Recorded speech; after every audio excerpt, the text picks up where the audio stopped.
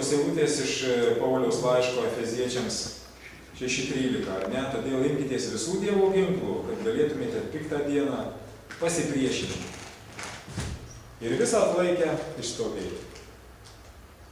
Ir bet kokiai situacijoje reikia imtis visų ginklų, ar ne? Mes dažnai vis galvojam, ir aš turiu prisipažinti, ir man dažnai taip kyla, visada praeis ir šį kartą, ar ne? Kam būtinai visų? Arba kartais su gyvenimo situacija kažkokia problema susidūrė, ką mes galvojame. Kažkaip praeis, praeidavo ir dabar kažkaip praeis.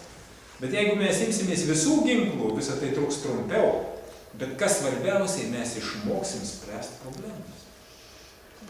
O tas mokėjimas yra labai svarbus mūsų gyvenime.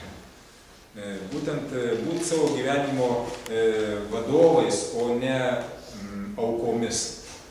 Tai yra ne aplinkybių aukomis, o vis dėlto stengtis visą tai imtis kiek įmanoma daugiau priemonių. Tuo labiau, kad kaip ir sakiau, iš tikrųjų pažįstant šiek tiek savo organizmą, tai galima tikrai imtis labai paprastų priemonių ir jas panaudojus visas